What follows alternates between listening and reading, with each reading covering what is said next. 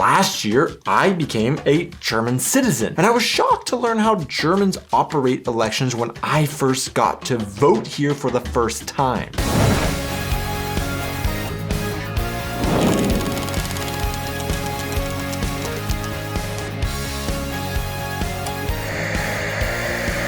Hey guys, and welcome back to my channel. I am Donnie, and along with my wife Aubrey, we are two Americans currently living in Germany with our family, sharing all of our experiences living and traveling throughout Europe. The US is in a very spicy season of politics. This is a bit of an understatement, isn't it? Perhaps, but how we vote in the US has started to be questioned. Things from whether or not an ID should be required to vote, whether someone should be able to vote via the mail, or even if dead people should get a vote.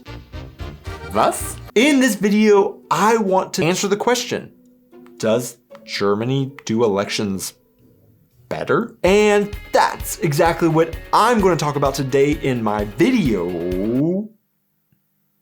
First time German ballot box. Here are my very American thoughts.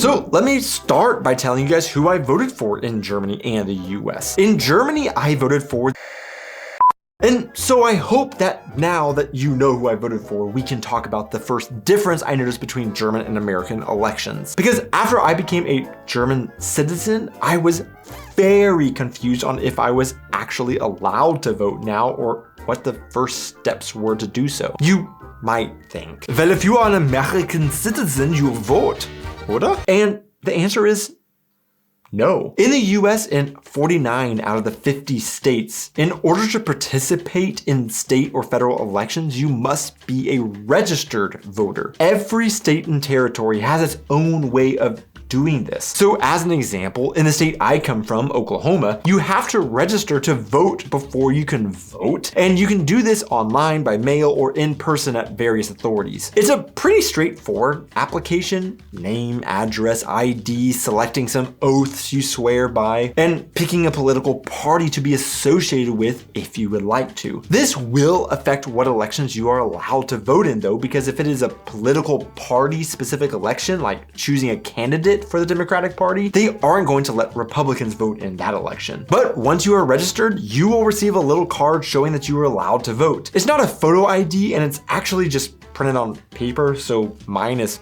falling apart. This is what initially was so confusing to me in Germany. I couldn't figure out how to register to vote. Of course not. We don't do this. You are a citizen? Okay, you vote. Punkt. True. But this is a little bit misleading because everybody is registered with the government, and there is indeed a registered voters list that every municipality is required to create and maintain. Dang it. I wanted to say that. Yes, when you move in Germany, you are required to register you and your address with your local municipality. But this is everyone, not just citizens. However, when you become a citizen, gain the right to vote, then this process is all done in the government, and you are not required to let them know you became a citizen or which party you want to be affiliated with. Like in the US, you just become a voter. Aber EU citizens that are not German citizens are allowed to vote in certain elections? Correct.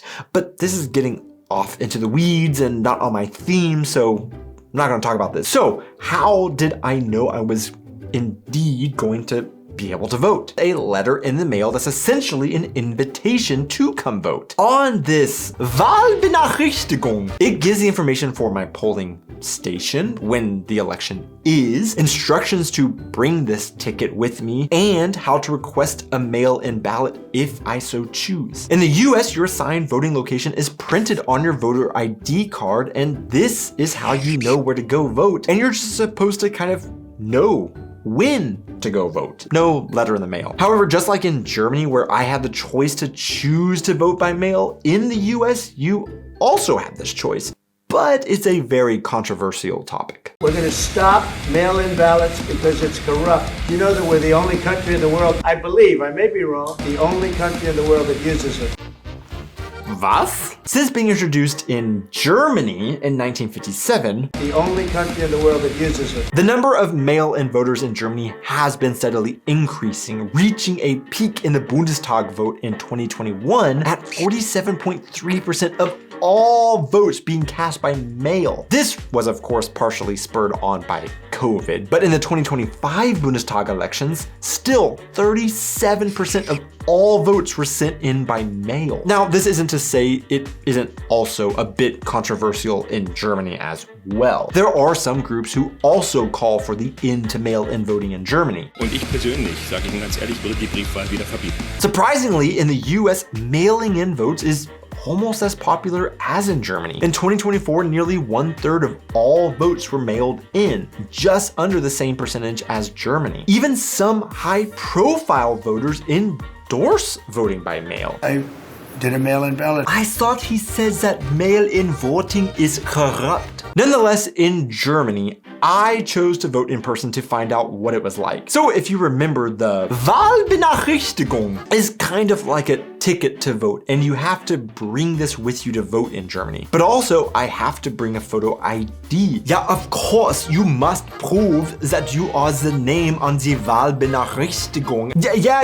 You would think this is standard practice, but it's not. 83% of Americans support requiring to show photo ID to vote. However, in only 9 states in the US do they have strict rules stating you have to show ID to vote. Thus, in 28 states, there is no photo ID requirement. For example, in Oklahoma, when I would go vote, I had 3 options at my polling location in order to vote. I could show a photo ID, I could show my voter identification card, which has no photo and is falling apart, or I could vote on a provisional ballot and sign an affidavit saying I am who I say I am. These ballots will not be put through the voting device and counted immediately. Rather, after the election day, county election board officials will investigate the info provided by the voter to approve or disapprove the vote. I don't think I would trust this. Perhaps you can't trust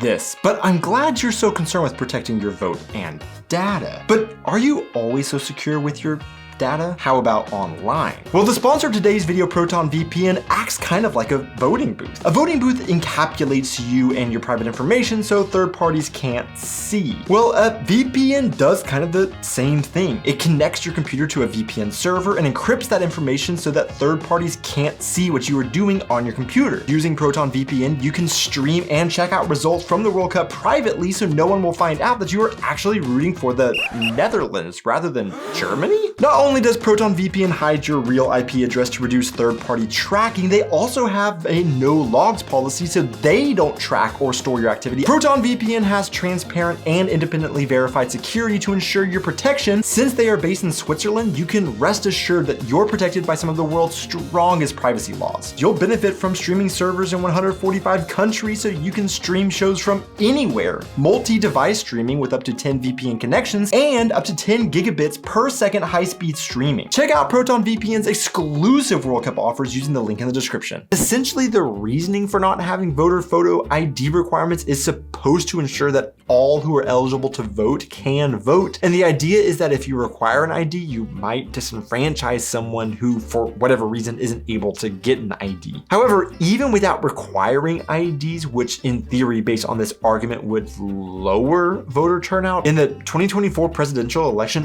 only 64% of voters turned out. Whereas in Germany, where you are required to show photo ID, which in theory should lower the voter turnout, 82.5% of voters took part in the 2025 Bundestag elections. Was? Why do so few Americans get out and vote? Well, this single data point might indicate it isn't whether or not photo ID is required, but it could possibly be when elections take place. Was? Do American elections take place in the middle of the night or something? Or when Burger King is having a burger sale and all Americans are too busy stuffing their fat faces with burgers that they do not have time to go out and vote or something? Who says that Germans don't have a sense of humor? We do. What?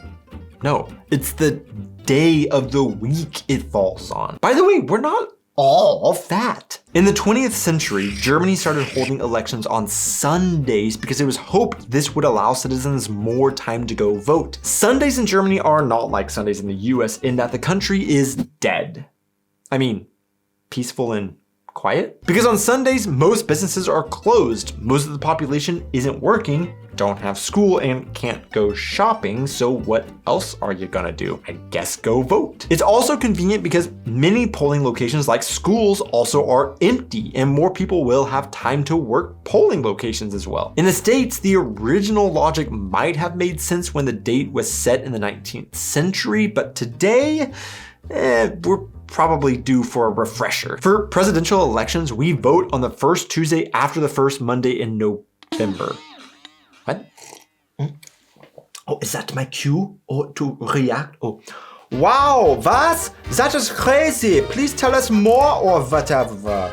Gladly. November was chosen because it was supposed to fall after autumn harvest time, but before the grip of winter, giving the mostly agrarian society the best chance to have time to step away from their farms and vote. They chose Tuesday because many at the time had to travel overnight to their polling locations, and they didn't want to make people travel when they should be going to church on Sunday to arrive and vote on Monday. The complicated first Tuesday after the first Monday was chosen to avoid an election day falling on November 1st, in which some Christians observed All Saints' Day, and because merchants typically took their first day of the month to settle their books. Although this used to be convenient, many Americans now find it more of a nuisance. Today, the not-so-agrarian society works on this Tuesday just like any other day, and getting off from work to make time to vote isn't so easy. In a 2022 poll, 26.5% of eligible voters who did not cast a ballot in the midterm said they didn't do it because they were too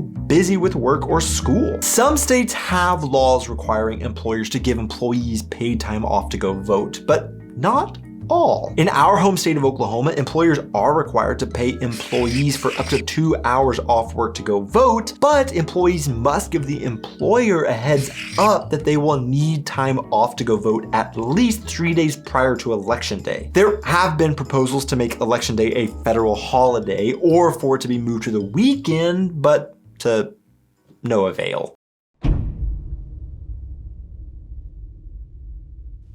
When I went into my voting location in Germany, which was the gym at a school, I had to first awkwardly walk all the way to the center of a gym where a table of few people sat. I handed one person my ID, one person took my invitation, they cross-checked it to verify my ID matched the invite, and then they handed me both items back along with a ballot, and I went over to a desk where there was a privacy wall and a pin already provided. In Oklahoma, similarly to Germany, I would walk up to a check-in table, but I would tell them my name, then I would show an ID if I had one. They would check this against a precinct registry, and then I would sign next to my name. Then I would be handed a ballot and I would walk over to a booth fairly similar to what I experienced in Germany. The ballots themselves are also different. In Germany, on my ballot, I have 2 votes. The first vote is for a specific candidate from my precinct or for the parliament, and it would have their political party associated with their name on the ballot. The second vote is for a political party, not a person. This would allocate the remainder of parliamentary seats to specific parties based on the proportion of votes they receive. There could be a whole video breaking down this system and how the government is formed, but again, I'm just covering the physical voting process. To choose, I had to write an X next to the selection. In the US, I would have 1 vote and I would give it directly to a candidate, or I could choose an option called straight party voting, which means just give my vote to every candidate running for whatever office that is part of this party. Instead of giving an X, though, I would color in the little box completely next to their name. In Germany, I then walked my ballot sheet back over to the center table where a third person sat and asked for my invite once again. A fourth person stood next to a box with a hole in the top, and they held a piece of paper over the hole so that I was not able to cast my vote yet. They then went through a binder with papers of who all was allowed to vote in this precinct, checked it against the invite to ensure it matched, then checked off my name in the binder, then directed the man to allow access to the ballot box where he moved the paper and I was able to drop my ballot into the hole and they kept my invite. Then I was done. Wasn't there like an awkward long silent walk back across the full gym or something? Yes. there was that as well. In the US, after I filled out my ballot sheet, I would take it to a voting machine and directly insert my vote into the machine, and it will confirm that my vote was counted. No more checks from anybody at the polling station. But for many Americans, the last most important part of voting that doesn't happen in Germany is you get a little sticker, like an adult badge of honor that you did your civic duty and you get to wear for the rest of the day to show how civically engaged you are to all your other Americans. Could I just snag one of these stickers? Oh, these are just for people who voted. Are you voting? I would, but I just don't like any of the candidates. Trump's all like, and Hillary's all, Anyway, enough politics. I just need a sticker. I actually can't stress this weird part of voting in America enough and how big of a deal it is. People get very upset if they don't get their sticker, and even if you vote by mail-in voting, people still want a sticker. The Voter Sticker Project sends stickers to voters who don't get them, whether they vote by absentee, mail-in ballot, or early on election day. If they don't get a sticker, we put one in the mail for them. In fact, this could be what's holding back the 17.5% of eligible voters in Germany from showing up to the polls. Maybe if they got a little Ich habe gewählt sticker, they would actually show up? Nein, doch! You used doch correctly. To see who made it this far into the video, the random question of the week is there one store or chain in another country you wish you had in yours? Thanks so much for watching this video, guys. Be sure to hit those like and subscribe buttons, and I will see you in my next video. Of course not. We don't do this. You are then... Wink and smile. Back to me, wink and smile. You're not all fat. No, it's the day of the week it falls on. By the way, we're not all fat. Next. In the 20th century,